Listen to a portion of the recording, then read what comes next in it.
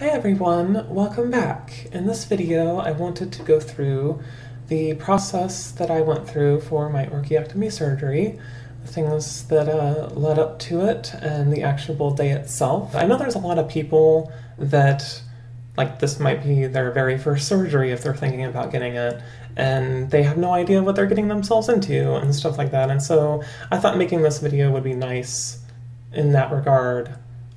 Because I know it can be really scary. So whenever I first went to a consultation, it was pretty straightforward. I ended up meeting with the surgeon and we just kind of discussed some questions, and he examined me and determined that, I was going to be able to have the surgery. It was pretty straightforward. I didn't really stay there very long. One of my big concerns was that having the surgery was going to prevent me from being able to have bottom surgery later, and he assured me that it would not interfere with that, and that the way that I had gotten my surgery, he left as much material there for them to work with in the future. I have also looked into a little bit more of that, and it seems like there are some surgeons that won't,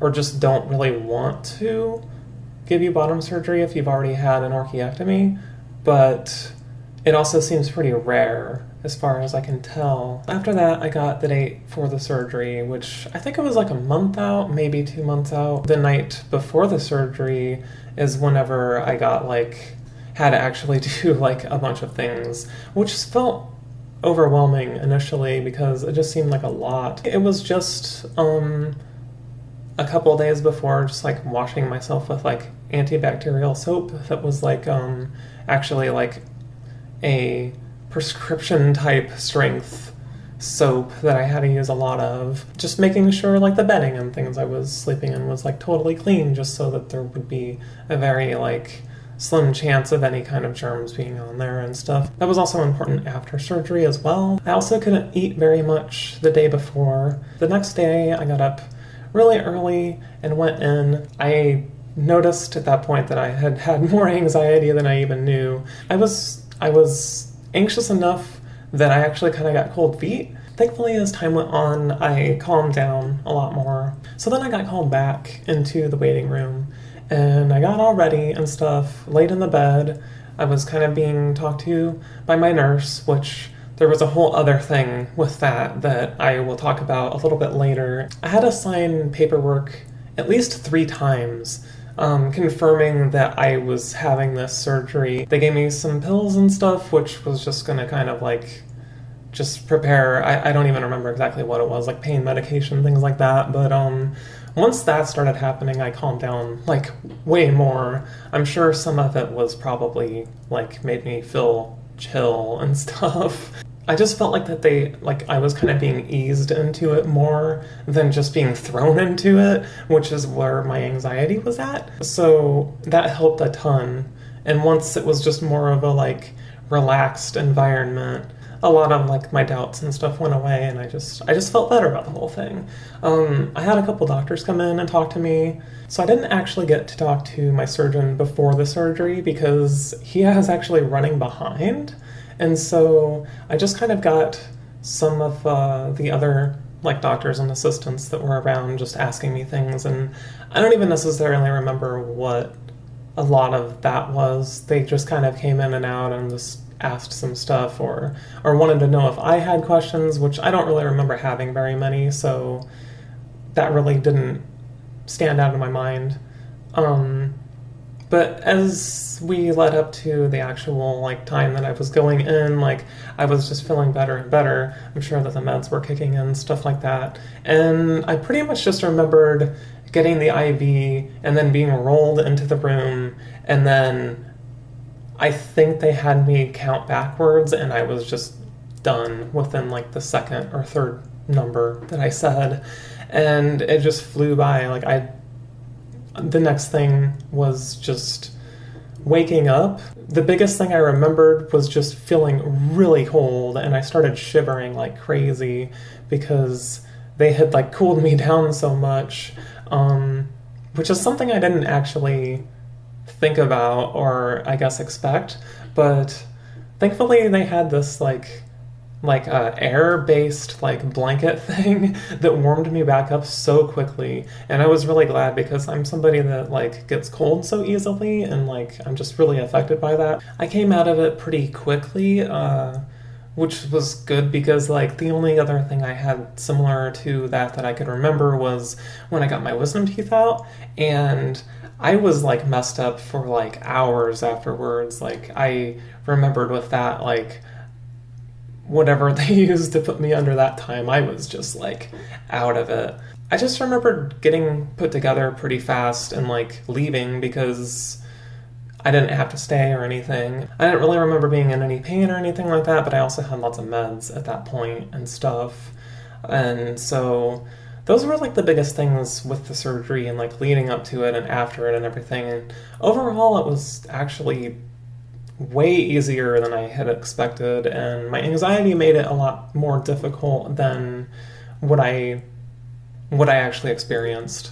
So basically after that was just, recovery and everything. I had to eat very like liquid kind of based foods and stuff for I think the first entire day afterwards. My throat was also very scratchy because of the breathing tube they had to use and stuff, and I just rested a lot. I had some like antibacterial soap and stuff I was supposed to use if I took a shower and things, and I had to wear a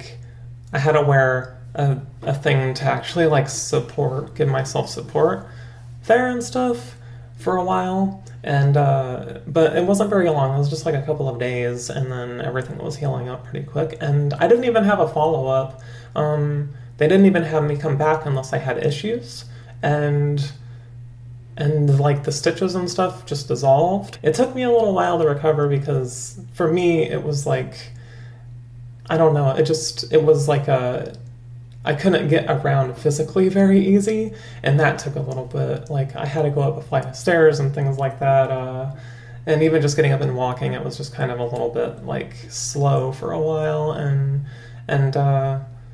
things, but like maybe after a week or a week and a half, like it was fine. So that's like my experience, kind of, a walkthrough of what I went through and what I had expected versus what actually happened. So hopefully that insight would, kind of ease some people's minds if this is what they're considering doing. So that brings us to the next part of this video, and that is discussing some of the issues with the medical industry in general with trans people.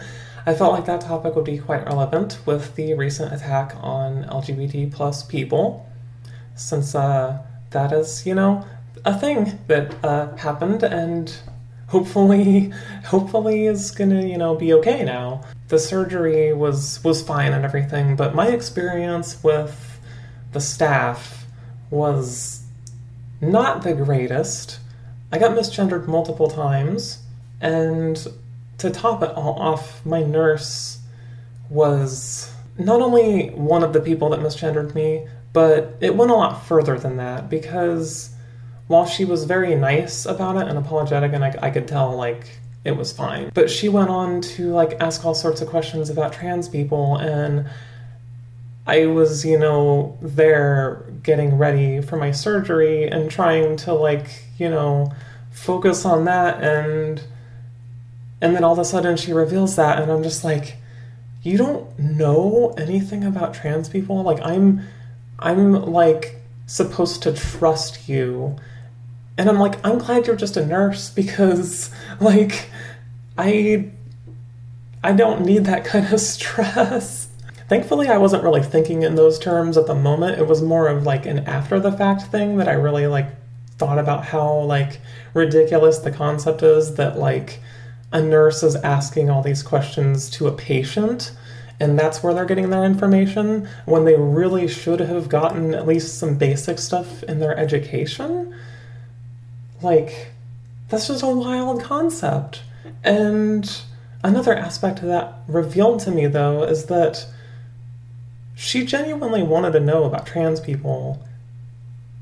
And, like, her education, I guess, failed.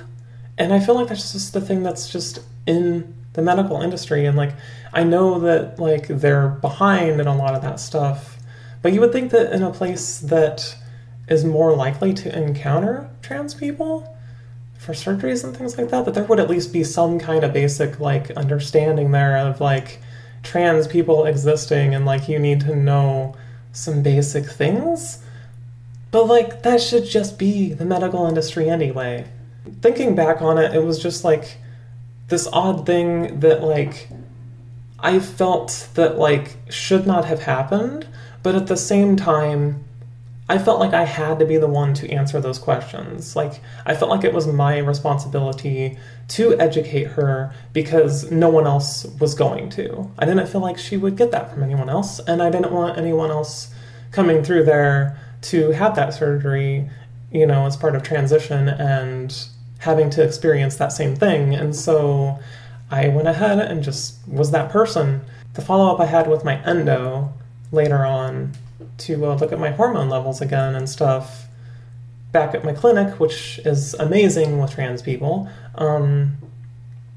She asked about my experience, and I was able to tell her, you know, a lot of it, and also, like, the good and the bad, I guess. And I explained to her about what happened with that nurse and stuff, and, like, that it wasn't necessarily something that I was, like, upset with her about or anything, but it's a thing that happened that needed to be addressed, and she completely agreed with me that, like, I should not be in that position. Thankfully, with that clinic being tied together with the other places, she was able to actually talk to some higher-ups about it and sort it out that way, as far as, like, so that hopefully no one else going there is going to have to experience that again. That's a thing that I never really talked about that I remember. I don't think I mentioned that in my first initial orchiectomy video, and if I did, it wasn't in as much detail. So I think that's basically everything I wanted to talk about. I just wanted to make this video because I know that surgery can be a very scary thing. For a lot of people, it could be the first one that you're ever having, and there's just a lot that goes into it, and a lot of emotions and feelings and stuff, and I just wanted to have kind of like a video out there explaining my own experience to just be insightful. Hopefully, you know, it kind of can ease some people's minds a little bit if you're thinking about having a surgery like this. So I hope that you found this video to be helpful. If you have any questions, please feel free to ask. And until next time, goodbye.